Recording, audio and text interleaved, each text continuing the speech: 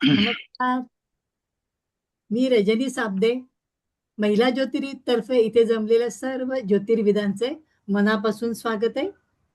महिला ज्योतिर्विद संस्थेने सुरू केलेल्या अधिक मासानिमित्त 33 व्याख्यानमालेची आता जवळजवळ एंड व्हायला आलाय आणि एंडच्या वेळेस आपल्याला अतिशय दिग्गज आणि माननीय वक्ते ठेवलेलेच मुद्दाम की त्यांचा त्यांचा आपल्याला सहवास मिळावा, त्यांचे बोल ऐकायला मिळावेत, त्यांच्या ज्योतिषातलं ज्ञान ऐकायला मिळावं म्हणून त्यांच्यासाठी खास आम्ही शेवटी काही 2-4 व्यक्ती ठेवलेले आहेत. त्यातले माननीय विजय श्रीकृष्ण जकातदार सर आहेत. जकातदार सरांचा मी थोडक्यामध्ये परिचय करून देते. अगदी अगदी नको, जास्त नको, थोडक्यात. नाही, जास्त नाही, अगदी थोडक्यात. फलज्योतिष अभ्यास मंडळाचे विद्यमान अध्यक्ष, सिव्हिल इंजिनियर, रिझर्व्ह बँकेतून आपण मॅनेजर टेक्निकल या पदावरून निवृत्त. काही लोकांना सर माहितीये का, हे माहिती नसतं म्हणून मुद्दाम सांगायचं.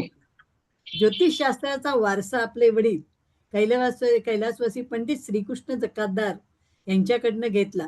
गेल्या 30 वर्षाहून अधिक काळ आपल्या वडिलांच्या बरोबर ज्योतिष शास्त्राचा प्रचार आणि प्रसार महाराष्ट्रात पुणे, मुंबई, धुळे, कोल्हापूर, जळगाव, पंढरपूर, ठाणे इत्यादी ठिकाणी अधिवेशनाचे व परिषदांचे आयोजन, नियोजन, सभा संमेलनातून व संस्थांमधून व्याख्याने, अधिवेशनातून सूत्रसंचालन, ज्योतिषशास्त्राचा ओनामा व कळावे, सुखी असावे की त्याची द्वितीय आवृत्ती या ग्रंथाचे संपादक, ज्योतिष विषयक मासिकातून सातत्याने अभ्यास प्रचुर लेखन, दिवाळी अंकातून वार्षिक भविष्य, सांगली येथील पारंपरिक ज्योतिष पद्धतीचे व डोंबिवली येथील कृष्णमूर्ती अधिवेशनाचे संमेलनाध्यक्ष, राष्ट्रगौरव, यशदीप, जीवनगौरव, कृतज्ञता, शाहू मोडक, साहित्य गौरव आदी पुरस्कार, ज्योतिष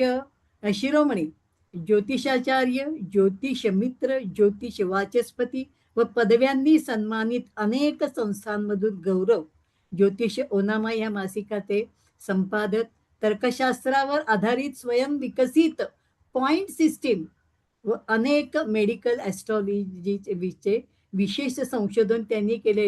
हे आपण जे त्यांचे गौरव वाचतोय, हे लोकांकडनं ते अभ्यास करून त्यांनाही ते गौरव प्राप्त करून देतात. त्यामुळे आणखी दुधात साखर असल्याच्या सारखं आहे. आणि विद्यार्थी निर्माण करणे हे सरांचा सगळ्यात मोठा आवडता विषय आहे त्यांचा. आणि सगळ्यात मध्ये सगळ्यांचं गाजत असेल सरांचं व्याख्यान म्हणजे समुपदेशन.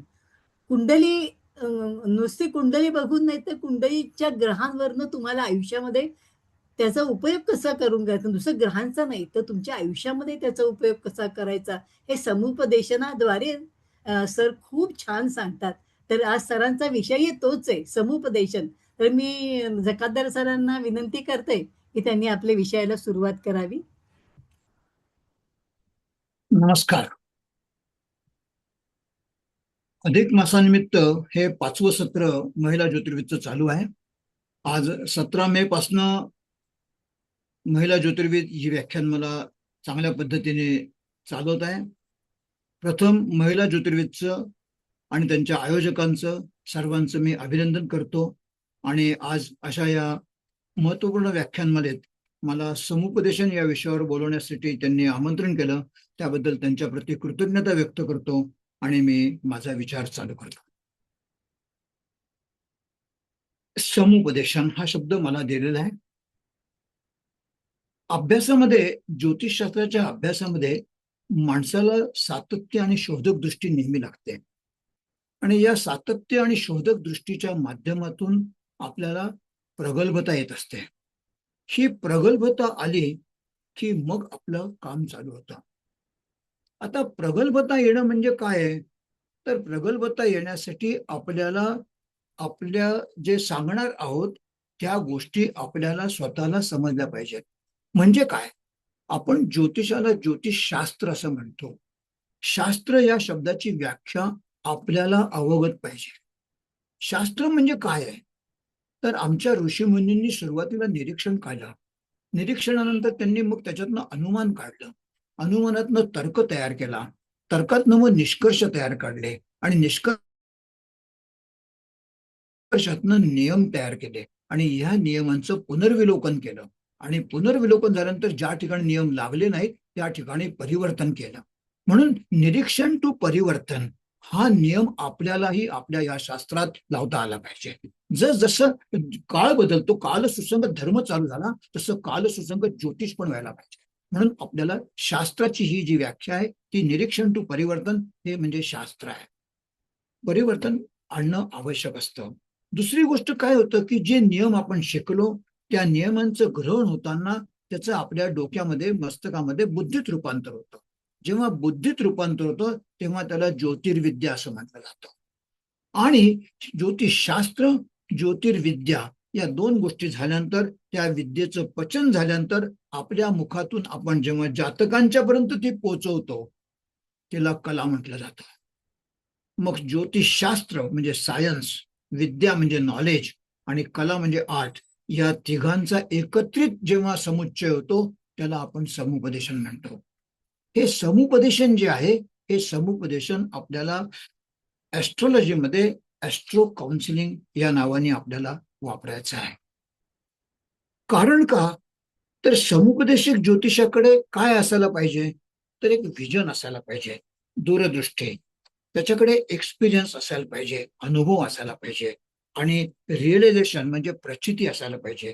कारण काय होतं की पुस्तकातून आपल्याला ज्ञान मिळतं पण गुरुकडनं अनुभव मिळत असतो. म्हणून आपण गुरुकडनं अनुभव पण घेतला पाहिजे. अनुभवातून आपली मॅच्युरिटी, प्रगल्भता वाढते आणि प्रगल्भतेतून प्रचिती येते. प्रचिती म्हणजे काय, तर सत्याची जाणीव आहे. एखादी गोष्ट पटणे ज्ञानातून येते ती, आणि प्रचिती आली की मग अनुभूती यायला लागते. अनुभूती म्हणजे काय, स्वतःच्या अंतर्मनानं किंवा प्रत्यक्ष जाणीवेनं दिलेला निर्णय आहे, ही साधनेत येते. त्यामुळे आपल्याला ज्ञान मिळवताना साधना ही महत्वाची आहे. आणि म्हणून ज्योतिषी समुपदेशक असताना साधनेची गरज आहे. Because knowledge gives realisation but practice gives inner experience. आम्हाला प्रॅक्टिस वाढवली पाहिजे. आम्ही जसजशी प्रॅक्टिस वाढवतो, अनेक कुंडल्या बघतो, आम्ही 10 वर्षापूर्वी पाहिलेली कुंडली आणि आज पाहिलेली कुंडली याच्यामध्ये पाहताना आपल्यालाच जाणवतं की अरे आपण किती वेगळ्या पद्धतीने ही गोष्ट पाहतोय आता. हे प्रॅक्टिसने येतं. म्हणून प्रॅक्टिसने प्रचिती यायला लागते आणि ही साधत येते. त्यामुळे ही गोष्ट एक महत्वाची आहे. समुपदेशनाची स्वतःची विचारसरणी कशी असावी समुपदेशनात, हाही भाग आपल्याला समजला पाहिजे. एक लक्षात ठेवा की तुमच्याकडे जातक जेव्हा येतो तेव्हा जातक हा अत्यंत अस्वस्थ मानसिक अवस्थेत असतो. त्याला समस्या अनेक असतात. कदाचित तो अनेकांकडे जाऊनही आलेला असतो, काही ठिकाणी फसलेला असतो. अशा वेळेस आपल्याला त्याला ट्रीट करायचे आहे. कुंडली जे काय सांगते आहे ते ते ते साहित्यच आहे, पण ते सत्य कसं सांगायचं, सत्यम प्रियात प्रियम ब्रूयात असं म्हटलेलं आहे. सत्य कसं सांगायचं, म्हणून कसं बोलायचं ही कला आहे. काय बोलायचं हा तुमच्यावरचा संस्कार आहे. आमच्यावरती पण संस्कार व्हायला पाहिजे की आम्ही काय आणि कसं सांगायचं आहे. कसं काय या दोन गोष्टी फार महत्वाच्या आहेत. आणि कधी सांगायचंय याचं शहाणपण, विस्डम आमच्याकडे पाहिजे. हे जे तीन गोष्टी आहेत, कला, संस्कार आणि शहाणपण, याच्या माध्यमातून आपण जातकाला उभं करणार आहोत, जातकाला ऊर्जा देणार आहोत.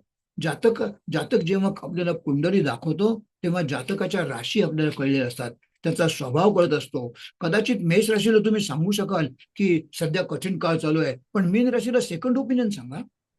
आम्हाला कसं बोलायचं, कधी बोलायचं, काय बोलायचं, त्याच्या नात्याबाबत आम्हाला, कारण काय असतं, प्रत्येकाची कुणाची जी नाती जी असतात ना त्या नात्यात तो माणूस हळवा झालेला असतो, विशेषतः मेडिकलच्या केसमध्ये. मला एक गोष्ट सांगावीशी वाटते मुद्दामून, की अत्यंत एक मोठी भारत आणि भारत देशाच्या बाहेर सुद्धा प्रसिद्ध असलेली आध्यात्मिक संस्था आहे. या आध्यात्मिक संस्थेतनं एकदा त्यांच्या रेडिओवरती माझं लेक्चर झालं होतं आणि तिथनं एक ताईंचा मला एक 8 दिवसापूर्वी फोन आला. त्यांच्या आई सिरियस आजारी होत्या. आई आजारी होत्या. त्यांनी काय विचारला प्रश्न, की मृत्यू लांबवता येईल अशी उपासना आहे का? अध्यात्मातल्या व्यक्ती सुद्धा स्वतःच्या नात्याबाबतीत हळव्या होत असतात. हे हळवे पण समुपदेशनातून आपल्याला जपायचंय, एवढं लक्षात ठेवा. हळवेपण जपणं म्हणजे समुपदेशाची गोष्ट आहे.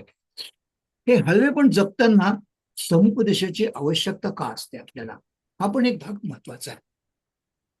कारण का, तर आपल्याकडे येणाऱ्या ज्या व्यक्ती आहेत ना, या व्यक्ती काही अंधश्रद्धा असतात, विविध मनोवृत्तीचे लोक येत असतात, काही तटस्थ असतात, काही ब्लाइंड फेथ ठेवतात, काहींचा अजिबात विश्वासच नसतो, काही विज्ञानाचे आधार मानणारे असतात. मग अशा वेळी यांचा सर्वांचा विश्वास वाढवण्यासाठी, त्यांना आश्वस्त करण्यासाठी, ऐकून घेण्याची, आपल्याला त्यांची मानसिक तयारी करण्यासाठी समुपदेशाची आवश्यकता असते. मग मानसिक तयारी कशी करायची हो? तर मानसिक तयारी करताना त्यांना विज्ञानासारखं वाटलं पाहिजे. प्रत्यक्ष जातक कसा विज्ञान वाटलं पाहिजे, त्याची उत्सुकता वाढवणं महत्वाचं आहे. त्याचा विश्वास बसणं आवश्यक आहे. त्याला त्याच्या भाषेत समजावणं आवश्यक आहे. आपण कुठे आलो आहोत आणि येथून काय मिळणार आहे, ह्या शास्त्राच्या मर्यादेसहित त्याला कळलं पाहिजे. साधारणतः समुपदेशाची सुरुवात करताना प्रत्येकाने कसं करावं हा भाग वेगळा आहे. परंतु माझ्या दृष्टीने मी काय करतो, की मग तो माणूस आला की त्याला पहिल्यांदा विचारतो की बाबा, तुझा हा चेहरा आणलेला आहे, हा चेहरा तुला चॉईसने मिळाला का डिफॉल्ट मिळाला? तो म्हणतो डिफॉल्ट मिळाला, मला चॉईस नव्हता चेहऱ्याचा. मग चेहरा बाय डिफॉल्ट मिळालाय. बर्थ डेट बाय डिफॉल्ट मिळालेली आहे. कुंडली सुद्धा बाय डिफॉल्ट मिळालेली आहे. कुंडली त्या बर्थ डेट मधनं बनली ना.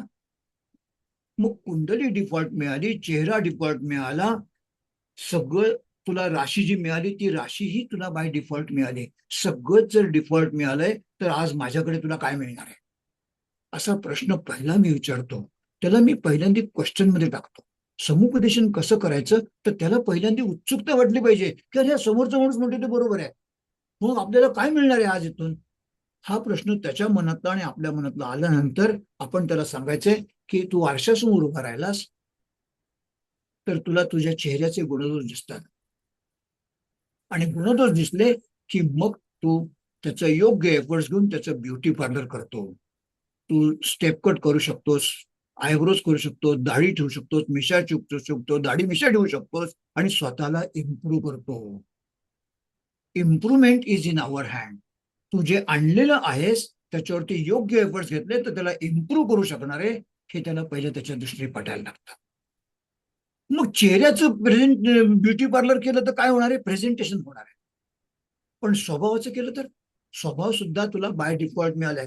तुझा तू मेष राशीत आलास का वृषभ राशीत आलास का मीन राशीत आलास याची खंतच बाळगू नको, ते पूर्वकर्माने मिळालेलं आहे.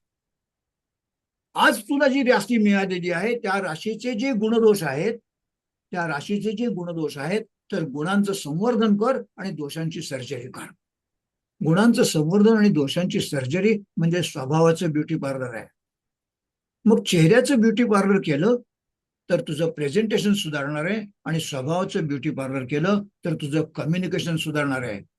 मग presentation plus communication is equal to personality आहे, आणि पर्सनॅलिटी सुधारली तर आयुष्यात तू घेतलेले डिसिजन्स तुझे चांगले होणार आहेत, आणि डिसिजन चांगले झाले तर लाईफमध्ये हार्मनी येणार आहे. आणि हार्मनी ही कशी आणायची हे तुला मी आज सांगणार. ही लाईफ मधली हार्मनी तू स्वतःत आणली आणि समोरच्या शोधलीस तर रिलेशन बिल्डिंग चांगलं होणार आहे. मग relation building is most important in the life. आज तडजोड संपत चाललेली आहे. आम्हाला तडजोड कशी करायची हेही ज्योतिषशास्त्र समुपदेशातून शिकवणार आहे. मग ह्या गोष्टी आपल्याला सांगता येतील. त्यावेळेस त्याला ही गोष्ट सांगताना त्याला प्रयत्नवादी बनवायचं आहे. समाजा मध्यातनं प्रयत्नवादी बनवताना कसं विचार द्यायचा हो त्याला. त्याला विचार द्यायचा की राजा, तू या रोडवरती जन्माला आलास, तू पुण्यात जन्माला आला, तू कुलकर्णींच्या घरात जन्माला आला, जकादरांच्या घरात जन्माला आलास, हे बाय डिफॉल्ट आहे. पण ह्या रोडवरती जर स्पीड ब्रेकर असेल आणि तो जर आपल्याला माहित नसेल तर ऍक्सिडेंट आहे. पण एखाद्या ज्योतिषाने पाठी लावली तर नुसती पाठी लावून चालणार नाहीये. One has to apply the brakes also. तुला ब्रेक दाबायचे आहेत. म्हणजेच काय झालं, guidance plus efforts is equal to benefit आहे. असेल हरित देईल खाटल्यावरी असं ज्योतिष नाही, हेही समुपदेशनातनं सांगायचं आहे. आम्हाला मार्गदर्शन अधिक प्रयत्न बरोबर आमचा फायदा आहे, ही गोष्ट त्याला सांगते. त्याला प्रयत्नवादी बनवायचं आहे. कारण विज्ञान जे आहे ते विज्ञान वर्तमान काळ व भूतकाळाचा विचाराचा शोध घेतं, पण आम्ही ज्योतिर्विज्ञान हे उद्या काय होणार याच्या परिणामाचा शोध घेत असतं. त्यामुळे त्याला सांगायचंय की astrology he is not for prediction, it is for preparation. तुझं व्यवस्थापन कसं करायचं आहे, तुला ब्रेक केव्हा दाबायचा आहे, तुझा एक्सप्रेस हायवे केव्हा आहे, तुझं डायव्हर्शन केव्हा आहे, ह्या सगळ्या गोष्टींचं व्यवस्थापन कसं करायचं आहे. थोडक्यात गुगल आत्ता आलं 50 वर्ष रोडचं जीपीएस. आमच्या ऋषीमुनींनी 5,000 वर्षापूर्वी कुंडली नावाचं जीपीएस दिलेलं आहे. हे कुंडली नावाचं जीपीएस जे आहे, त्या जीपीएसच्या माध्यमातून तू जीवनाचा मार्ग तू सुकर करणार आहेस. आणि हा जीवनाचा मार्ग कसा सुकर करायचा हे जे आहे ते आपण त्याला समजून सांगणार आहोत. मला असं वाटतं की डेस्टिनीशी त्यांनी कसं करावं, तर काय होतं, जातकाला समजून सांगताना त्याला आपल्याला 3 गोष्टीत समजून सांगायचं आहे. एक स्वीकार, सहकार आणि संस्कार. स्वीकार, सहकार आणि संस्कार या 3 माध्यमं जी आहेत, या माध्यमांच्या माध्यमातून त्याला समुपदेशन करायचं आहे. म्हणजे काय करायचं, एक गोष्ट लक्षात ठेवा की आम्हाला मिळणारं प्रारब्ध जे आहे, हे प्रारब्ध आम्हाला 3 प्रकारे मिळतं. एक फेट, 2 डेस्टिनी आणि 3 फ्री विल. मग फेट, डेस्टिनी आणि फ्री विल याच्यामध्ये फेट जे आहे ते स्वीकार आहे, डेस्टिनी हे सहकार आहे आणि फ्री विल हे संस्कार आहे. म्हणजे काय हो, तर फेट म्हणजे काय, bring you opportunity determined by Cosmos. जे पूर्व सुकृताने जे ठरवलेलं आहे ते आम्हाला अनिवार्य आहे, त्याच्याशी आम्ही सहकार्य करायचं आहे, संघर्ष नाही. जे बदलणार नाही ते आम्हाला आकांक्षा न करता स्वीकार करायचं आहे. जन्म, मृत्यू, विवाह, अनुषिक रोग हे आम्हाला स्वीकार करायचे आहेत. आणि स्वीकार करताना त्याला उदाहरणं द्यायची आहेत. भिकारी लंगोटीवाला आहे आणि संन्यासी लंगोटीवाला आहे. म्हटलं तर दोघांची स्थिती एकच आहे, पण भिकाऱ्या लंगोट दुःख आहे, कारण ती बाय फोर्स आहे आणि संन्यासीची लंगोटी बाय चॉईस आहे. आम्हाला त्याचं तुझंच पूर्वकर्म जे आहे ते तुझ्या चॉईसनेच तू या इथे घेऊन आलेला आहेस, मग त्याला चॉईस मध्ये कन्वर्ट कर ना. मग या गोष्टी विवाहामध्ये उपयोगी पडतात. विवाह कदाचित नियती ठरवते, पण निभवणं माणूस ठरवतो. मग निभवायचंय म्हणजे स्वीकार करून निभवायचंय. मग विवाह स्वार्थ बंधनच्या जननम मरणम तथा कंठे बद्वा दृढम सूत्रम यत्रस्त तत्र नियते, असंही विवाहाचं म्हणले. विवाह, जन्म, मृत्यू किंवा तुलसीदासच्या चौपाईत सुद्धा म्हटलेलं आहे, जन्म विवाह मरण गती सोयी, जो जसं मिला तसं होई. रामलीला मानसमध्ये पण तसं म्हटलेलं आहे. त्यामुळे ह्या गोष्टी ज्या आहेत, या गोष्टी त्याला स्वीकार करायला शिकवायच्या आहेत. डेस्टिनी, डेस्टिनी म्हणजे काय हो, डेस्टिनी म्हणजे व्यवस्थापन आहे, सहकार आहे. मग अशी मी म्हटलं, स्वीकार, सहकार आणि संस्कार. डेस्टिनी सहकार आहे. सहकार म्हणजे काय, आपण we can shape up it by our own decisions. म्हणजे काय, आम्ही प्रयत्न केला तर त्या डिसिजन्स मध्ये आम्ही त्याला धक्का कमी बसतो. मग अशी मी स्पीड ब्रेकरचं उदाहरण सांगितलं. आम्हाला सांगितलं की जकातऱ्यांच्या घरी जायचंय, 2 किलोमीटर ती राईट टर्न करा. 2 किलोमीटर आल्यानंतर स्टेअरिंग कुणी वळवायचं, स्टेअरिंग आम्हाला वळवायचं आहे. म्हणजे आम्हाला डेस्टिनीशी सहकार्य करायचे आहे, सहकार करायचे आहे. आम्ही प्रयत्न पण करायचा आहे आणि सहकार करायचा आहे. म्हणून आम्हाला त्या ठिकाणी सहकार महत्वाचा आहे. नंतर फ्री विल. फ्री विल कुठलं आहे हो, तर फ्री विल जी आहे ती आपल्याकडे उपचय स्थान आहेत. म्हणजे ज्योतिषाचे विद्यार्थी आहेत आज, त्यामुळे सांगतो फ्री विलची स्थानं जी आहेत ती उपचय स्थान आहेत, 3, 6, 10, 11. मग तिसरं स्थान कुठलं आहे हो, तिसरं स्थान आमचं एफर्ट्सचं आहे, प्रयत्नाचं आहे. राखावी बहुतांची अंतरे, भाग्य येते तदनंतरे. कुंडलीत ऋषींनी बघा तिसरं स्थान प्रयत्नाचं ठेवलंय आणि 9वं स्थान भाग्याचं ठेवलंय. आम्हाला सांगितलंय राखावी बहुतांची अंतरे, भाग्य येते तदनंतरे. हा भाग महत्वाचा आहे आणि त्यामुळे आम्हाला एफर्ट्स आमच्या हातात आहेत. आम्हाला लहानपणी रजनीता इथं बसलेल्या आहेत, आपल्याला लहानपणी एक संस्कृतमध्ये श्लोक होता शाळेत, उद्यमेनहि सिद्धंती कार्याणेन मनोरथै नाही सुप्तस्य सिंहस्य प्रविशन्ति मुखे मृगा. म्हणजे काय, सिंह आ करून बसलं तर हरणं आपोआप नाही तोंडात जाणार, त्याला प्रयत्न करायला पाहिजे. प्रयत्न आमच्या हातात आहे. मग हे प्रयत्न आमच्या हातात करा. लस्ट, वासना, 6ष्ठ स्थान व्ययाच्या समोरच आहे. वासना त्याला समजून सांगायची आहे. एखादी गोष्ट कुंडलीमध्ये मला काय सांगायचे विद्यार्थ्यांना, की माझ्याकडे कुंडलीकडे पाहण्याचा माझा दृष्टिकोन जो आहे ना, तो दृष्टिकोन समुपदेशा माध्यमातून काय आहे बाबा, तर त्यांनी आणलेलं आहे, त्याची खंत त्याला होऊच द्यायची नाही. त्याला सांगायचं दॅट इज पास्ट टेन्स. त्याला मी एक शब्द देतो, पीपीएफ, हल्ली पब्लिक प्रॉव्हिडंट फंड, असं पीपीएफचं फुल फॉर्म आहे. परंतु मी त्याला पीपीएफ देतो. त्याला सांगतो first P stands for past tense. तुझी कुंडली हा तुझा पास्ट टेन्स आहे. It cannot be purchase at any cost now. मग प्रेझेंट मध्ये तुला मी जे काही सांगतोय त्या गोष्टी कर, तुझं फ्युचर चांगलं आहे. आम्हाला प्रेझेंट महत्वाचं आहे. पास्ट टेन्स त्यांनी आणलेला समजून घेणं आणि प्रेझेंट वरती काम करणं हे महत्वाचं आहे. म्हणजे काय, ही लस्ट. पूर्वी आम्हाला आमच्या लहानपणी, मी मुद्दाम आपल्या तुमचा आमचा एज सारखा आहे म्हणून एज ग्रुप बोलतो, आम्हाला लहानपणी सांगत होतो अंथरूण पाहून हातपाय पसरावे, असं सांगत होते. कदाचित आत्ताच्या पिढीला आपण सांगूया की हातपाय पसरणे इतकं अंथरूण मिळेल. परंतु त्याच्या पुढे गेलं की हव्यास चालू झाला ना. लस्ट म्हणजे हव्यास आहे, लस्ट म्हणजे वासना आहे. आम्हाला वासनेवरती संस्कार करता आले पाहिजे. मी आईला केलेला स्पर्श, मी बायकोला केलेला स्पर्श, मी मुलीला केलेला स्पर्श एकाच हातातनं एकाच डोक्यातनं येणार आहे. पण संवेदना वेगळी आहे, आणि ही संवेदना म्हणजे संस्कार आहे. आणि हे संस्कार नसतील तर 5 वर्षाच्या मुलीवर पण बलात्कार होतोय. आम्हाला जातकावरती संस्कार करायचे आहे समजा मध्यातनं. त्याचं षष्ठस्थान बिघडलं असेल त्याला संस्कार शिकवा. तू काय आणलं याची फिकरच करायची नाहीये. आम्हाला आता काय करायचं हे महत्वाचं आहे. मग त्याला संस्कार शिकवायचे आहेत. नंतर तुमचं 10वं स्थान कर्मस्थान आहे. कर्मण्ये वाधिकारेस्तु मा फलेषु कदाचन, असं हे 10मं स्थान आहे. निष्काम कर्म आहे. पेरेल तर पेरायचं आहे आणि लाभस्थानामध्ये उगवायचं आहे. मग काय पेरायचं याचा प्रयत्न आमच्याकडे आहे. मी गहू पेरला तर गहू येणार आहे, मी आरे म्हटलं तर कारे म्हणणार आहे, तांदूळ पेरलं तर तांदूळ येणार आहे. मग पेरेल ते उगवेल ही गोष्ट त्याला समजून सांगायची आहे. मला असं वाटतं की ह्या गोष्टी जेव्हा आपण समजून सांगतो तेव्हा त्याला चांगल्या पद्धतीने त्या कळत असतात. आणि हे कळणं म्हणजेच आमचं समुपदेशन आहे. थोडक्यात काय आहे, डेस्टिनीशी जुळवून घेताना कुठलेही शनी असो काही असो, लोक 7:30 आहे, अमुक आहे तमुक आहे सांगतात.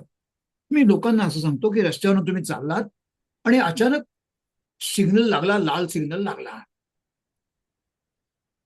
आता लाल सिग्नल लागला तर व्हॉट ही इंडिकेट्स, तो थांबा म्हणतो. If you cross it you will be punished. मग डेस्टिनीशी जुळवून घ्या. If you adjust with destiny that is a management of the destiny. ते व्यवस्थापन आहे. तुम्ही क्रॉस केला लाल लाईट तर शिट्टी मारणारच आहे. मग शनीशी जुळून घ्या. मग शनीची आता सध्या तुम्हाला काही त्रास असेल तर शनीला कायदा आवडतो, तुम्ही कायद्याने वागा ना, शनी त्रास देणार नाही.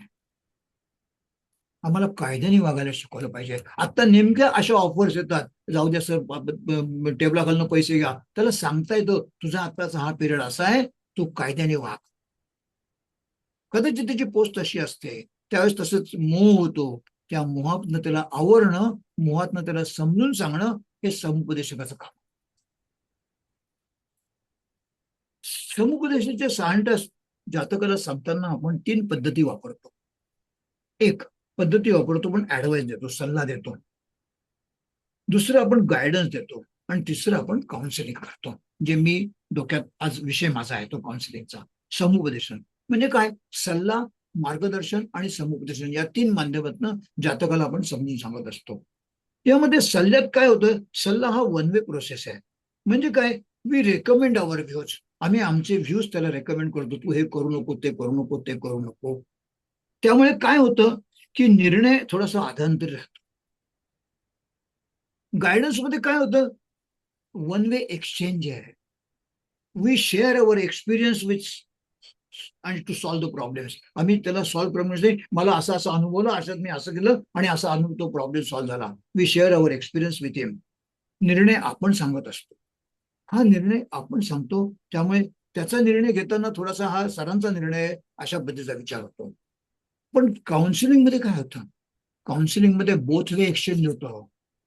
आम्ही त्याला दोघांचे एक्शन, त्याचे विचार आणि आपले विचार या दोघांच्या माध्यमातून एक निर्णय निघत असतो, घुसळणं. मग क्रीम येतं त्यातनं. मग हे घुसळणं म्हणजे काय होतं हो? तर रेमिडियल अँड क्युरेटिव्ह ट्रीटमेंट त्यातनं बाहेर पडते. त्याचा दृष्टिकोन बदलतो. जातक स्वतः निर्णय घेण्यास सक्षम होतो. आणि तेव्हा जो स्वतः जेव्हा निर्णय घेतो तेव्हा तो तो मान्य करतो, अवॉइड करतो, तो राबवतो तो निर्णय. एक उदाहरण छान आठवलंय, ते उदाहरण सांगतो की श्रीकृष्णाने दुर्योधनाला युद्ध करू नको असा सल्ला दिला होता की बाबा युद्ध करू नकोस, त्यातनं फार मोठा संहार होणार आहे, युद्ध करू नकोस तो. आता सल्ला मानायचं न मानायचं हे दुर्योधनावरती होतं. कदाचित महाभारतचं युद्ध झाल्यानंतर श्रीकृष्ण हा सुद्धा मथुरेचा राजा होता, एक राजा म्हणून त्याने काम केलं होतं. त्यामुळे त्यांनी युधिष्ठिराला राज्य कसं चालवायचं याचं स्वतःचं अनुभवातून आलेलं मार्गदर्शन केलं होतं युधिष्ठिराला. परंतु श्रीकृष्णाने, वासुदेवाने महाभारत युद्धाच्या वेळेस कुरुक्षेत्रावरती अर्जुन जेव्हा कन्फ्यूज झाला होता, गलितगात्र झाला होता, तेव्हा त्याला गीतेच्या माध्यमातून समुपदेशन केलं. हा पहिला समुपदेशक होता. यांनी समुपदेशन केलं. त्यांनी कुठले त्याच्यात पुष्कराज होते, काय होते, सगळे होते, कोवळी होती, सगळी होती, ती नाही घातली. त्यांनी त्याला समजावलं, समुपदेशन केलं आणि त्याला स्वतःला तयार केलं. आणि मग अर्जुनाने बाण उचलला आणि भीष्माला मारलाय. समुपदेशनामध्ये तो माणूस कार्यप्रवण होतो, हे लक्षात ठेवा. तेव्हा जातक जेव्हा येतो त्याला काय हवं असतं, तो तुमच्याकडे येतो ते सुखासाठीच येतो, सुख मागण्यासाठी येतो. मग समुपदेशनात हे सुख कसं मिळवायचं, या सुखाचे काय प्रकार आहेत हे समजून सांगायचं असतं. कारण दुःख मागण्यासाठी कोणी येत नाही जगात. मला वाटतं एकानेच दुःख मागितलं, कुंतीने. बाकी कोणी दुःख मागितलं नाही. तिचं कुंतीचं दुःख मागायचं कारण सुद्धा फार विचित्र होतं. श्रीकृष्ण जेव्हा साक्षात्कारी पुरुष झाला ते म्हणाला निघाला, तेव्हा तो प्रत्येकाला म्हणाला तुम्हाला का पाहिजे ते मागून घ्या, मी चाललो आता. आत्याकडे आला, आत्या म्हणाली मला दुःख द्या. वासुदेव म्हणाला की आत्या तू सगळ्यांनी चांगली चांगली गोष्टी मागून गेला, तू दुःख का मागते. त्याचं असं आहे म्हणे की दुःखातच तुझी आठवण राहते, तुझी आठवण मला जास्त महत्वाची आहे. आपण कुंती नाही, त्यामुळे आपण मानव आहोत, आपल्याला सुख पाहिजे. पण हे सुख किती प्रकारचे हे सुद्धा समुपदेशनात जातकाला समजून सांगावं लागतं. त्याला सांगायचं सुख ही 4 प्रकारची आहे. एक मानसिक सुख आहे, एक शारीरिक सुख आहे, एक ऐहिक सुख आहे आणि एक आध्यात्मिक आहे. म्हणजे मेंटल, फिजिकल, मटेरियल आणि स्पिरिच्युअल, अशा 4 प्रकारच्या सुख आपण उपभोगत असतो. मग स्पिरिच्युअल सुख म्हणजे काय आहे बाबा? स्पिरिच्युअल सुख म्हणजे मला हा मॅन्युफॅक्चरिंग मिळालेला आहे, ही बॉडी मिळाली, हा चेहरा मिळाला, मॅन्युफॅक्चरिंग डिफेक्ट्स मिळाले, मॅन्युफॅक्चरिंग काही चांगल्या गोष्टी मिळाल्या, I have to accept it. इथं स्वीकार आहे, इथं ऍक्सेप्टन्स आहे. त्याला या गोष्टीत आपण चेहरा काढून बदलत नाही, ऍक्सेप्टन्स आहे, स्वीकार आहे. ऐहिक सुख म्हणजे काय? ते मटेरियल आहे. गाडी, घोडा, बंगला हे रिलेटिव्ह आहे, सापेक्ष आहे. त्याला सांगायचं हे सुख रिलेटिव्ह आहे, सापेक्ष आहे. मग इथं सापेक्ष सुख आहे म्हणजे काय? हे समाधानाने सोडवायचं आहे. तुझं समाधान कसं आहे? मग मी अंथरून पाहून हातपाय कसं म्हटलं, समाधान किती आहे त्या समाधानाची रेषा ठरवायची आहे. एखादा 10 बाय 10च्या खोलीत पण सुखी असेल, एखादा 15 खोलीत पण सुखी नसेल, एखादा मोठ्या याच्यात मुकेश आणि अनिल एकाच छत्राखालती येतात, पण दोघांची सुखाची कल्पना वेगळी झाली आहे. शारीरिक सुख, फिजिकल, ही लिमिटेड काळापर्यंत आहे. एकदा मेनापॉज, अँड्रोपॉज झाली की याचे सुख संपणार आहे. इथं मग क्वांटिटी आणि क्वालिटीचा विचार करायचा आहे. Enjoy the quality, don't count the quantity. इथं स्वानंद महत्वाचा आहे म्हणून सांगावा, इथं स्वानंदाचं समुपदेशन करावं. परंतु मानसिक सुख जे आहे ते त्याला शेवटपर्यंत लागणार आहे. त्यामुळे या जीवनात त्याला मृत्यूपर्यंत त्याची आवश्यकता आहे. म्हणून मानसिक सुखावरती संस्कार करायचे आहेत. म्हणून ज्योतिष हे मनावरती संस्कार करणारं शास्त्र आहे आणि त्याच्यासाठी आपल्याला समुपदेशन करायचे आहे. एकदा मानसिक सुखातनं त्याचे बघण्याचे दृष्टिकोन बदलले की तो प्रत्येक घटनेकडे पाहण्याचा त्याचा दृष्टिकोन बदलतो. घटनेकडे पाहण्याचा दृष्टिकोन बदलायचा आहे आपल्याला. चेरी ऑन द टॉप मानसिक सुख आहे. मग हे मानसिक सुख देताना त्याला असं सांगायचंय की हे कुठनं मिळतं हो बाबा मानसिक सुख. तर त्यांना मी एक इक्वेशन मांडतो, R plus or minus R is equal to R. First R represent how you receive it. तुम्ही समोरच्या माणसाला कसं रिसीव्ह करता. समोरचा एखादा बोलला, आपण बघतो रस्त्यावरती, काल परवा एक बघितलं, की थुंकू नको म्हटल्यानंतर त्याने त्याला संबंध मारूनला, त्या म्हाताऱ्याला मारलं एकदम, ते फ्रॅक्चर झालं त्याचं. रिसिव्हच वेगळं केलं ना. एखाद्याने सांगितलं असतं थुंकू नको, सॉरी म्हटलं असतं, मोकळं झालं असतं, विषय संपला असता. एखाद्याने पुसून पण टाकलं असतं, झाली माझ्याकडनं चूक झाली बाबा. आम्ही रिसिव्ह कसं करतोय. आंधळ्याचा मुलगा आंधळा असं द्रौपदी म्हणाली आणि महाभारत युद्ध झालं. आणि त्या एकनाथांच्यावरती एक जण दुखला तर ते 21 वेळा आंघोळ करून आले. रिसिव्ह कसं केलं याच्यावरती आमचं रिॲक्ट किंवा रिस्पॉन्स आहे. रिॲक्ट झाला तर रिझल्ट वेगळा आहे, रिस्पॉन्स झाला तर रिझल्ट वेगळा आहे. म्हणून आम्हाला लोकांना रिस्पॉन्स कसं व्हायचंय ते शिकवायचं आहे समुपदेश. रिॲक्ट नाही, प्रतिसाद देता आला पाहिजे, प्रतिक्रिया नाही. प्रतिक्रिया दिली की पंचायत होते. कारण काय होतं, हे समस्येचं मूळ कारण जे आहे ना, ते विचार न करता कृती केल्यामुळे आहे, किंवा कृती न करता फक्त विचारच करत राहिल्यामुळे. अशा दोन्ही परिस्थिती आहे. आणि त्यामुळे त्याच्या समस्येचं कारण जे आहे त्याच्या प्रतिक्रियेत ठरतं. आणि त्यामुळे त्याला प्रतिक्रिया शिकवली पाहिजे. मला असं वाटतं की स्वभाव जे असतात ना, ते स्वभाव आपल्याला मिळतात, ते आपल्याला 4 ठिकाणाहून मिळतात. जेव्हा आपण एखादी गोष्ट जातकाला समजून सांगतो, तेव्हा जातकाला त्याच्या भाषेत समजून सांगायला पाहिजे. मी जेव्हा मगाशी माझा उल्लेख केला पॉइंट सिस्टीमचा, पॉइंट सिस्टीम म्हणजे काय हो? पॉइंट सिस्टीम म्हणजे माझं जातकाची भाषा आहे. ही मला कशी सुचली हो, असा एक प्रश्न येतो. मी 25-26 वर्षाचा होतो तेव्हा मी मुंबईला सर्व्हिसला होतो. आणि मला वाटलं की आपण आता कार शिकावी, म्हणून मी तिथल्या एक्सपर्ट मोटर्स ट्रेनिंग स्कूलमध्ये कार शिकायला गेलो. तिथे एक 70-75 वर्षाचे गृहस्थ होते आणि ते मला म्हणाले की जकादार साहेब, तुम्हाला कार शिकायची आहे, पण तुमच्याशी मी कानडीत बोललो तर चालेल का? मी म्हटलं मला कानडी येत नाही. ते म्हणे बघा, तुमचा माझा संवाद साधायचा असेल तर तुमची माझी भाषा एक पाहिजे. म्हटलं हो. मग आता रोडवरती कार चालवायची ना, तर रोडची भाषा तुम्हाला समजली पाहिजे. आणि म्हणून त्याने मला रोडचे सिग्नल आणि सगळे समजून सांगितले आणि म्हणाले आता कार रोडवरती आणा. हा दिलेला विचार इतका डोक्यात होता 26व्या वर्षी दिलेला, की तो वयाच्या 55 वर्षी बाहेर पडला पॉइंट सिस्टीमच्या रूपातनं. की मला जातकांशी बोलायचंय तर जातकाच्या भाषेत बोलायला पाहिजे. माझ्याकडे जेव्हा आई वडील येतात आणि म्हणतात की हा मुलगा 7वीत 95% मिळत होते, आता 9वीत बघा 80% झाले, आता 10वीत 11वीत काय होणार आहे कोणास ठाऊक. मग आम्ही पंचमस्थाने, पंचमाचं पंचमस्थाने, बुध गुरु आहेत सगळे बघणार आहे. पण माझ्या या जातकाला समजणाऱ्या भाषेमध्ये मी त्याचं ग्रास्पिंग बघणार आहे, त्याचं नॉलेज बघणार आहे, त्याची मेमरी कशी आहे ती बघणार आहे, त्याचं व्हिज्युअलायझेशन बघणार आहे, त्याचं लिखाण इम्प्लिमेंटेशन बघणार आहे, त्याची कन्सिस्टन्सी बघणार आहे. आणि हे सगळं व्यवस्थित होण्यासाठी त्याची हेल्थ पण चांगली पाहिजे ते पण बघणार आहे. आणि त्याला कुठे कमी आहे ते समजून समजून त्याच्यावरती काम करायचं. आम्हाला स्वॉट अनालिसिस करता आलं पाहिजे. आम्हाला त्याची स्ट्रेंथ आणि विकनेसेस शोधता आले पाहिजे. आम्ही त्याच्या स्ट्रेंथवरती माणूस जगणार आहे आणि विकनेसवरती काम केलं की प्रोग्रेस होणार आहे. हे स्वॉट अनालिसिस जर आम्ही त्या माणसांना करून दिलं तर त्यांना लगेच समजतं की अरे बरोबर आहे. एखादा जर शुक्र वीक असेल तर मी त्याला सांगतो तुमचे अंदाज चुकतात. व्हिज्युअलायझेशन आहे, शुक्र इमॅजिनेशनचा कल्पनाशक्तीचा कारक आहे. आणि तो जर निगेटिव्ह नकारात्मक स्थितीत असेल तर त्याचे अंदाज चुकतात. मग याला आपण प्लान ए आणि प्लान बी म्हणजे त्याचं ऍडमिनिस्ट्रेशन कसं करायचं, त्याचं व्यवस्थापन कसं करायचं शिकवलं पाहिजे. तू प्लान ए आणि प्लान बी कर. तू आज डिपेंडेंट राहतोस की माधुरी तुला मदत करेल, पण माधुरी नेमकी आजारी पडते, तू सायलीची पण सोय करून ठेवली पाहिजे.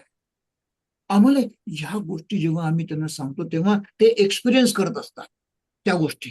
आणि त्या एक्सपिरियन्स करत असलेल्या गोष्टी आम्ही कुंडलीच्या माध्यमातून जेव्हा सांगायला जातो तेव्हा त्यांना ते समुपदेशन पटतं आणि मग ते कार्यप्रवण होतात.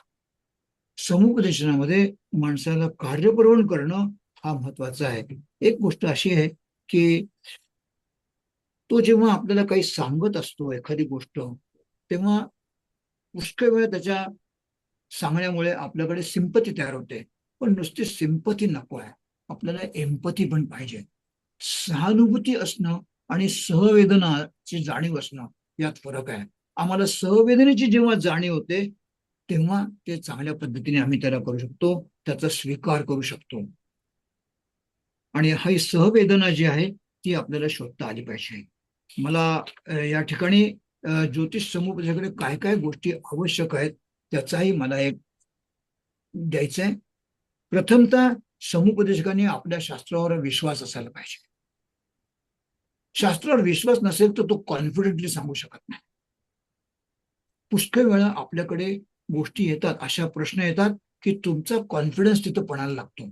मला ऑस्ट्रेलियावरून एक केस आली होती की बाबा 3 महिने झाले डाऊन सिंड्रोम सांगितलाय आणि अबॉर्ट करायला सांगितलं, अबॉर्ट करू का नको करू. तुमचं संशोधन महत्वाचं आहे, तुमचा कॉन्फिडन्स महत्वाचा आहे. आमच्याकडे आपण संशोधन केलंय की बाबा जन्मतः व्यंग येतं त्याचा काय प्रश्न आहे, कुठल्या पहिल्या महिन्यात काय असतं, दुसऱ्या महिन्यात काय असतं, तिथं त्या कुंडीत काही दिसेना. कॉन्फिडन्स आहे, संशोधनामुळे कॉन्फिडन्स आलाय. मी सांगितलं अबॉर्शन करू नको आणि she delivered fit and healthy baby. हा कॉन्फिडन्स पाहिजे, शास्त्रावरचा विश्वास पाहिजे. आपण जो निर्णय देणार त्यावर आत्मविश्वास केव्हा येणार आहे, जर संशोधन केलं तर आत्मविश्वास येणार आहे. म्हणून संशोधनाची प्रोसेस सातत्य पाहिजे. समस्येनुसार ती सोडवण्यासाठी उत्कृष्ट संवाद कौशल्य पाहिजे. आपल्याकडे समस्या येते, ती समस्या आल्यानंतर ती कशी सोडवायची याचं कौशल्य पाहिजे. मी एक तुम्हाला सांगतो की माझ्याकडे काल एक या 3-4 आठवड्यापूर्वीच वडील मिथुन राशीचे होते. मी मुद्दामून ज्योतिषात चालले म्हणून समजून सांगतो की काउन्सिलिंग मध्ये कशा पद्धतीने विचार करता येतो, कशा पद्धतीने दृष्टिकोन बदलता येतो. मिथुन राशीचे होते, मुलगी कर्क राशीची होती, कॉमर्स बीकॉम सीए ला सीए करत होती, आणि आई वृषभ राशीची होती.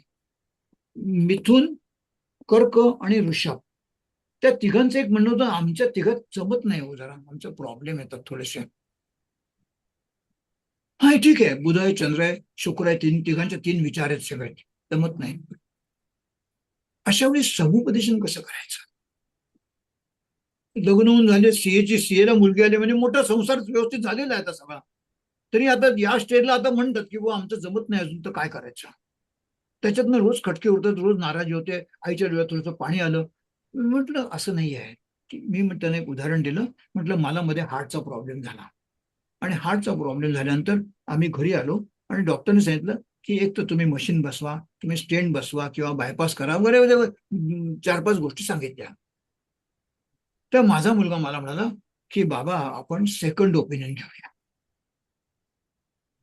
ते म्हणजे ह्या गोष्टीचा आमच्याशी काय संबंध आहे. म्हणजे तुमच्याशी संबंध आहे म्हणून तर तुम्हाला गोष्ट सांगतोय. तुम्ही आता एकमेकांच्याकडे, कदाचित कर्कवाली मुलगी म्हणेल की आम्हाला आईला बांगड्या कराव्याशा वाटतात. मिथुन म्हणेल का कराव्याशा वाटतात, की कर्कला वाटतं मला मिथुनीने आडवं घातलं, माझ्या निर्णयाला खोडा घातला. त्या ऋषभेचा इगो वरती येतो आणि तो म्हणतो की नाही आता आवश्यकता नाहीये, काय समथिंग लाईक दॅट, काय झालं पाहिजे. एक इमोशनल आहे, एक प्रॅक्टिकल आहे, एक इमॅजिन आहे. मी त्यांना सांगितलं की तुम्ही आजपासनं आता एकमेकांच्याकडे सेकंड ओपिनियन म्हणून पाहायचं आहे. मुलीने वडिलांकडे सेकंड ओपिनियन पाहायचंय, वडिलांनी मुलीकडे सेकंड ओपिनियन पाहायचंय, आईने नवऱ्याकडे सेकंड ओपिनियन पाहायचंय. You will not believe, second opinion हा शब्दप्रयोग एवढा त्यांच्या काळजाला लावून बसला की उठण्यापूर्वी ते मला म्हणाले तिघही की 50% आम्ही रिलॅक्स झालोय, आजपासून आम्ही आमच्या कुटुंबात एकमेकाकडे सेकंड ओपिनियन बघणार आहे. म्हटलं सेकंड ओपिनियन बघा, आणि म्हणजे एखादी गोष्ट करायची असेल तर प्रॅक्टिकली कसं बघायचं हे वडील सांगतील, भावनेने कसं बघायचं तर मुलगी सांगेल, आणि त्याच्याकडे कल्पनेच्या दृष्टिकोनातून पाहायचं असेल तर आई सांगेल, आणि त्यातनं मग डायगोनल काढा. I was second opinion with each other. वडिलांनी सेकंड ओपिनियन मुलाचं म्हणावं की भावनेने कसं पाहिजे मुलगी सांगेल, आणि ते रिलॅक्स झाले होते. मला सांगायचा उद्देश काय, समुपदेशनातनं पाहण्याचा दृष्टिकोनच बदलला, आणि हा दृष्टिकोन बदलल्यावर एक ती व्यक्ती शांत झाली, एक कुटुंब शांत झालं, एक कुटुंब एकमेकांशी सेकंड ओपिनियन बघायला लागलं. आम्हाला ही गोष्ट करता आली पाहिजे. आमच्याकडे पुष्कळ वेळा काय होतं की एखादी गोष्ट लांब असते. माझ्याकडे एकदा न्यूयॉर्कवरनं फोन आला. ती म्हणाली की मला कुठेच जमत नाहीये, माझ्या नवऱ्याबरोबर प्रॉब्लेम आहे, संततीवर प्रॉब्लेम आहे, नोकरीत प्रॉब्लेम आहे, आता सध्या ट्रम्पचे प्रॉब्लेम चालूच आहे, मला असं वाटतं अमेरिका सोडून परत या. सांगते 3-4 महिने झाले असतील फोन आला. मी म्हटलं श्रद्धा नाव होतं, म्हटलं श्रद्धा एक लक्षात घे, दरवर्षी 3 सीझन असतात, उन्हाळा, हिवाळा आणि पावसाळा. पण एखाद्या वर्षी हिवाळा कडक होतो आणि बाहेर मायनस टेम्परेचर येतं आणि स्नोफॉल व्हायला लागतो. हा स्नोफॉल व्हायला लागला तर तू बर्फ वितळायला बाहेर जातेस का घरात हिटर लावतेस? मुलगी एम एस झाली होती, शिकली होती चांगली व्यवस्थित. मला म्हणाली, काका मला समजलं काय करायचंय, मी माझ्यात काय बदल करून घेऊ ते सांगा. आता तिच्या राशी माहितीये, तिचा स्वभाव माहितीये, तुम्ही तिला सांगू शकता. आता मेष रास असेल तर आम्ही सांगणार की बो पॉज अँड टॉक थेरपी कर. तू जरा एकदम पटकन बोलू नकोस, थोडस सगळं वेळ घे बोलायला, पॉज कर. सांगू शकतो ना. ऋषभला इगो कन्क्लूड क्रश करायला सांगू शकतो. कन्येला चिकित्सा कमी करायला सांगू शकतो, संशय कमी करायला सांगतो. कन्येला मी सांगू शकतो की ती कशी करते, अगोदर चेक करते नंतर फेट होते. आम्ही सांगतो फेट अँड चेक करा, थोडस बोट बदला. तुम्ही स्वतः थोडस काय बदल करायचं बदल करा. फोन बंद करण्यापूर्वी तिने एक छान प्रश्न विचारला की काका एक प्रश्न विचारू का? म्हटलं विचार. ते म्हणे हा बर्फ कधी वितळायला लागणार आहे? आता आमच्याकडे गोचर आहे. मी म्हटलं 2 जून नंतर बर्फ वितळायला लागेल. मग 4 महिने 3 महिन्यात ना काढून घेते म्हणे. I will face the situation. This is what required in the counselling. I will face the situation. 2-3 महिन्याचे काढून घेते 2-3 महिन्यात. तिची मानसिक तयारी होणं, तिला ऊर्जा देणं हे समुपदेशाचं काम आहे. स्वीकृती आणि सहानुभूती या गोष्टी, त्या सहानुभूती तर आहेच, पण तिला स्वीकृत करायला लावणं आणि तिचं सहकार्य वाढवणं त्याच्यातली ही गोष्ट महत्वाची आहे. त्यामुळे संवाद आपल्याला व्यवस्थित साधायचा आहे. काही वेळा बहुश्रुतता पाहिजे आपल्याला. आपल्याला नॉलेज पाहिजे. पुष्कळ वेळा हल्ली आता हल्ली केसेस काय येतात, मेडिकल केसेसच जास्त येतात. आमचं बरं वाटत नाही हो, आमचं डायग्नोसिस होत नाही, तुम्ही डायग्नोसिस करून द्याल का?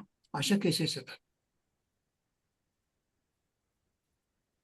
मग अशा वेळेस आम्हाला त्यांना डायग्नोसिस करून देणं, त्यांना काही गोष्टी, माझं असं मत आहे की स्टेथोस्कोप आणि horoscope should go hand in hand. मी डॉक्टरांशी बोलतो तेव्हा या पद्धतीने बोलतो की होरास्कोप आणि स्टेथोस्कोप दोन्ही हँड इन हँड गेलं पाहिजे आणि त्या दृष्टीने तुम्हाला केलं पाहिजे. मग ही गोष्ट आम्हाला त्या दृष्टीने सांगता येते आणि त्यांना डायग्नोसिस करून देता येतं. त्यासाठी आम्हाला मेडिकल टर्मिनॉलॉजी पण आम्हाला माहिती पाहिजे की कुठे आहे, पिच्युटरी ग्लँड काय आहेत, बाकीच्या कुठल्या ग्लँड आहेत, त्या ग्लँडचा उपयोग काय आहे, त्या ग्लँडचे परिणाम काय होतात, या गोष्टी पण आम्हाला माहिती पाहिजेत. माझ्याकडे एक व्हिट्रियस हॅमरेज म्हणून डोळ्यात रक्त यायचं, डोळ्यात फ्लुइड यायचं, अशी केस आली होती. वर्षभर त्यांचं आंधळे पण यायला लागलं. तर त्यांना मी म्हटलं की ते म्हणे आम्हाला डायग्नोसिस करून द्या. आम्हाला 1 वर्षभर डायग्नोसिस होत नाही म्हणून माझा डोळा आता आंधळा होत चाललाय. मग बघितलं तर गुरु वीक होता. गुरु हा पिच्युटरी ग्लँडचा आहे आणि पिच्युटरी ग्लँडच्या खाली एक करिश्मा नावाची नर्व असते, ती नर्व डायरेक्ट डोळ्याला जाते. ती डॅमेज असण्याची शक्यता आहे. मी त्यांना म्हटलं तुम्हाला लहानपणी चक्कर येत होती का? ते म्हणे हो लहानपणी चक्कर येत होती मला. मग ती लहानपणी चक्कर देते ती नर्व आणि ती डोळ्याला जाते, डोळ्याला आंधळेपणा आणते. म्हणजे तुम्ही एमआरआय काढा, एमआरआय तुम्हाला ही नर्व आणि त्यांना ती नर्व मिळाली. ते इतके खुश झाले, ते म्हणजे ज्योतिषशास्त्रात नाही डायग्नोसिस होऊ शकतं. आम्हाला करता येतं. आम्हाला मेडिकल टर्मिनॉलॉजी पण आम्हाला शोधता आली पाहिजे. समुपदेशक हा बहुश्रुत असला पाहिजे. बहुश्रुत नॉलेज पाहिजे त्याला, विविध गोष्टींचं, विविध क्षेत्रांचं, संगीताचं नॉलेज पाहिजे त्याला. अनाटॉमी माहिती पाहिजे. परदेश गमनाची परिस्थिती सध्या काय चालू आहे, सध्या आता व्हिसा मिळत नसेल तर, सध्या व्हिसा मिळत नसेल, तुमच्या कुंडीत पुष्कळ योग असेल पण व्हिसा देत नसेल, त्यांनी बंद केले असेल तर व्हिसा कसा मिळणार आहे? नाही मिळणार. त्याला दुसरीकडे कुठेतरी परदेशात पाठवण्याची व्यवस्था केली पाहिजे. अशा पद्धतीने आम्हाला केलं पाहिजे. तुम्हाला समोरची व्यक्ती कशी आहे, लहान मुलं असेल तर लहान मुलं होता आलं पाहिजे, तरुण असेल तर तरुण होता आलं पाहिजे, म्हातारा असेल तर म्हाताऱ्यासारखं बोललं पाहिजे. आम्हाला फसण्याचे क्षण पण येतात काही वेळा. आम्हाला माझ्याकडे एक मीन राशीची आली होती आणि तिला मी सांगितलं की तुझा नवरा जो आहे तो नवरा थोडासा स्ट्रेट फॉरवर्ड आहे, तर थोडस त्याच्याशी जुळवून घेत जा तुम्ही दोघांनी एकमेकांशी आणि चांगल्या पद्धतीने काम करत जा एकमेकांशी करताना. ते म्हणे म्हणजे काय? म्हटलं असं आहे की चहाचं आदान ठेवलं आमच्याकडे. म्हटलं माझी बायको होती, आम्ही नाईट शिफ्ट असायचे, आमच्या दोघंही सर्व्हिस करायचे. तर बायकोने चहाचं आदान ठेवलं तर मी साखर टाकून देतो, साखर दिली की बायको जवळ चहा गाळायची, मी मग गाळात कपात होतायचो आणि एकमेकांना आम्ही असं सहकार्य करत आमचं काम करायचो. तुम्ही तसंच सहकार्य करा. आपण समजून सांगतो. मला सांगायचा उद्देश काय आहे, काही वेळा एखादा जातक आपण शिकायचे आहे, एखादा जातक शब्दशः अर्थ घेतो. एक महिन्याभराने ती मुलगी माझ्याकडे आली, म्हणे अहो प्रॉब्लेम झालाय. म्हटलं काय झालं? म्हणजे मी चहाचं आदन ठेवतोय, तो साखर टाकायला येतच नाही. शब्दशः अर्थ घेतात. आम्हाला समुपदेशन करताना काळजी घ्यायची, आम्ही कोणाला समुपदेशन करतोय. मॅनेजमेंटचं महत्व करायचं आहे, डायव्हर्सिफिकेशन कळवायचं आहे, आम्हाला वेगवेगळ्या पद्धतीच्या सिस्टीम्स करायच्या आहेत. डायव्हर्सिफिकेशन ही सिस्टीम फार सुंदर आहे. काही वेळा काय होतं की आम्हाला लहानपणी, आता ताईंना माहिती आहे, आम्ही लहानपणी जेव्हा पडायचो ना, तेव्हा आई म्हणायची तो बघ उंदीर पळाला. आता कुठली आई म्हणत नाही असं, पण आमची आई तर म्हणायची तो बघ उंदीर पळाला पडल्यानंतर. उंदीर पळत होतं का? नाही. डायव्हर्सिफिकेशन केलं होतं. आमचं डायव्हर्सिफिकेशन करता आलं पाहिजे. हा डायव्हर्सिफिकेशनचा मुद्दा मी एका LIC ऑफिसरसाठी वापरला होता.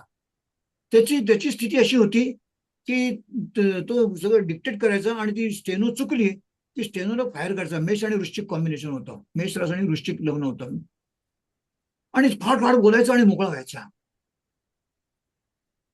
तो मला म्हणाला त्याचं काम झालं, प्रमोशनचं विचारलं, आणि तो म्हणाला की या रागावरती कंट्रोल कसा ठेवायचा, काही याच्यासाठी मंत्रबिंत्र आहेत का? म्हटलं याच्यासाठी माझ्याकडे एक सिस्टीम आहे, कराल का तुम्ही? तो म्हणे हो. म्हटलं तुम्ही जेव्हा LIC मोठं सिनियर ऑफिसर होते, तुम्ही म्हटलं बोर्ड ऑफ डायरेक्टरच्या मिटिंगला जाता आणि LIC ऑफिस शिरताना तुमच्या वरनं कावळा गेला, कबूतर गेलं आणि अंगावरती घाण पडली, तर तुम्ही काय करता? तेवढे भरपूर राग येतो. करता काय? तुम्ही काहीच करता येत नाही. म्हटलं एक करता, ती अशी घाण उडवता टिचकी मारून, आणि काही नाही झालं असं करून जाता. आता स्टेनोची चूक दिसली की टिचकी मारा असं सांगितलं, घाण उडवा, डायव्हर्सिफिकेशन. तुम्हाला सांगतो की आपण जेव्हा समजून सांगतो एखादी गोष्ट आणि जेव्हा त्यांच्या अंतर्मनापर्यंत पोहोचते, तेव्हा ती मनापासून लोक करतात. एक 3 आठवड्यानंतर त्यांचं काम झाल्यानंतर ते मला सांगायला आले होते की सर काम झालं. म्हटलं ते स्टेनोचं काय? ते म्हणे मस्त चालू आहे. मला काय म्हणायचे की समुपदेशनामध्ये त्याला ऊर्जा देऊन त्यालाच जर आपण कामाला लावलं तर हा विचार चांगल्या पद्धतीने करता येतो. म्हणून ज्योतिषी कसा पाहिजे? ज्योतिषी हा शिल्पकारासारखा पाहिजे. शिल्पकाराला नेहमी एक दगड दिला जातो आणि त्याला दगड दिल्यानंतर त्याला सांगण्यात येतं की या दगडात गणपती बनव. त्याला गणपती दिसायलाच लागतो त्याच्यामध्ये. तो फक्त नकारात्मक दगड बाजूला काढतो, गणपती तिथंच असतो. आम्हाला जातकाची नकारात्मकता काढतात. आम्ही जातकाची जर नकारात्मकता काढून टाकली तर त्याचा पाहण्याचा दृष्टिकोन पण चांगला होतो, त्याची दृष्टी चांगली होते आणि तो चांगल्या पद्धतीने आपल्याला ऍब्सॉर्ब करायला लागतो. म्हणून जातकाची स्वतःची ओळख त्याला करून देणं, त्याला योग्य मार्गावर आणून सोडणं, एवढं समुपदेशाचं काम आहे.